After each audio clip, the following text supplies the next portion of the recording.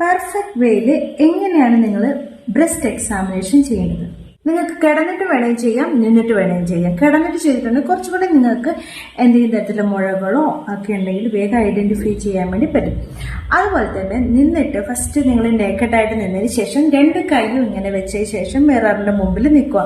എന്തെങ്കിലും അബ്നോർമാലിറ്റീസ് ഉണ്ടോ, എന്തെങ്കിലും നീര് വെച്ചിട്ടുണ്ടോ, അല്ലെങ്കിൽ കുരുക്കളുണ്ടോ, അല്ലെങ്കിൽ എന്തെങ്കിലും ഡിസ്ചാർജ് ഉണ്ടോ, മുലക്കണ്ണുകൾ തടിച്ചു വന്നിട്ടുണ്ടോ, ഇങ്ങനെയുള്ള അബ്നോർമാലിറ്റീസ് ഒക്കെ നിങ്ങൾ ഐഡന്റിഫൈ ചെയ്യുക. അതിനുശേഷം ഒരു കൈ ഇങ്ങനെ പൊക്കി വെച്ചതിന് ശേഷം നിങ്ങൾ ഫസ്റ്റ് ഇവിടെ തൊട്ട് ഇങ്ങനെ ഈ 3 ഫിംഗർ യൂസ് ചെയ്തിട്ട് ഇങ്ങനെ ചെയ്യണം. റൗണ്ടായിട്ട് ഭയങ്കര മുറുക്കി ചെയ്ത് സോഫ്റ്റ് ആയിട്ട് ഇങ്ങനെ സർക്കുലേറ്റ് ചെയ്യണം.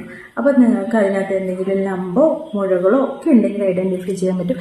അങ്ങനെ ഉണ്ടെങ്കിൽ ഉറപ്പായിട്ടും നിങ്ങൾ പോയിട്ട് ഡോക്ടറെ കാണാൻ സ്കാൻ ചെയ്യണം.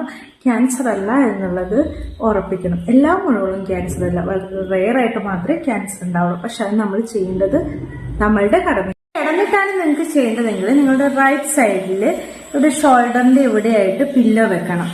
പില്ലോ വെച്ച് ഇവിടെയായിട്ട് പില്ലോ വെക്കണം. അതിനുശേഷം ഈ റൈറ്റ് ഹാൻഡ് നിങ്ങളുടെ തലയുടെ പുറകിലോട്ട് ഇങ്ങനെ വെക്കണം. അതിനുശേഷം ഞാൻ നേരത്തെ പറഞ്ഞ പോലെ എക്സാമിൻ ചെയ്യുകയാണെങ്കിൽ നിങ്ങൾക്ക് നന്നായിട്ട് എന്തെങ്കിലും ലംബോ ഒക്കെ ഉണ്ടെങ്കിൽ ഐഡന്റിഫൈ ചെയ്യാൻ വേണ്ടി പറ്റും.